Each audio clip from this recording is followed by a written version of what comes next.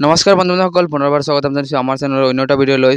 বন্ধুসকল, আজিৰ ভিডিঅ'টোৰ বিষয়ে আপোনালোকে অলৰেডি থাম্বনেইল আৰু টাইটেল চাই গম পাইছে যে ছোৱালীসকলে মাহিলী 1000 টকাকৈ পাব। যোৱাকালি স্কুটি বিতৰণ সভাত মুখ্যমন্ত্ৰী ডাঙৰীয়াই এই কথা উল্লেখ কৰিছে আৰু এই অহা সপ্তাহতে কিন্তু আপোনালোকৰ অনলাইন এপ্লাই ষ্টাৰ্ট হ'ব।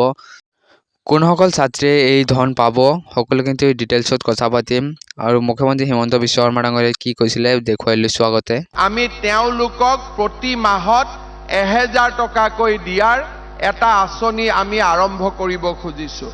বছৰটো 2 মাহ বন্ধ থাকে, গতিকে 10 মাহৰ 10,000 টকা আমি কিছুদিনৰ ভিতৰতে হাতত তুলি দিব খুজিছোঁ। মই অসমৰ শিক্ষা বিভাগে অহা সপ্তাহৰ ভিতৰত এটা পৰ্টেল আৰম্ভ কৰিব। এই পৰ্টেলত পোষ্ট গ্ৰেজুৱেটত পঢ়ি থকা সকলো ছাত্ৰীকে আবেদন কৰিবলৈ আহ্বান জনাম। পিছত মোক কয়, ছাৰ মই নাপালোঁ।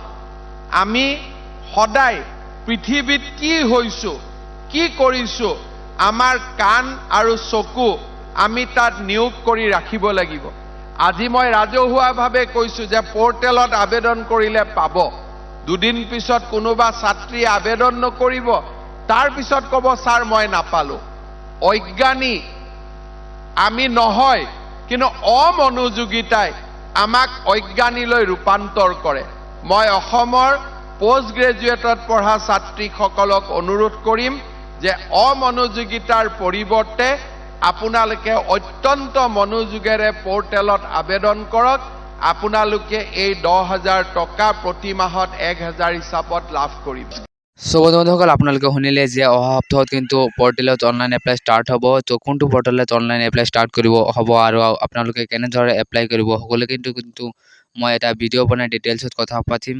যেতিয়াই এপ্লাই ষ্টাৰ্ট হ'ব মই কিন্তু এটা ভিডিঅ' বনাই দিম আপোনালোকক কেনেকৈ এপ্লাই কৰিব, ফুল ডিটেইলছত কিন্তু ভিডিঅ' বনাই দিম। তো আপোনালোকে চেনেলটো ছাবস্ক্ৰাইব কৰি ৰাখিব। যেতিয়াই মই ভিডিঅ'টো বনাই দিম আপোনালোকে কিন্তু ন'টিফিকেশ্যন পাই যাব। তো এইটো আপোনালোকে ছাবস্ক্ৰাইব কৰি বেল আইকনটো প্ৰেছ কৰি ৰাখিব, আপোনালোকে ন'টিফিকেশ্যনটো পাই যাব। তো আজিৰ ভিডিঅ'টো ইমানখিনি আছিলে। আশা কৰোঁ ভিডিঅ'টো ভাল পাইছে। যদিহে ভিডিঅ'টো ভাল পাইছে প্লিজ এটা লাইক কৰি যাব আৰু এনেকুৱা ধৰণৰ আপডেট পাবলৈ চেনেলটো ছাবস্ক্ৰাইব কৰি ৰাখিব।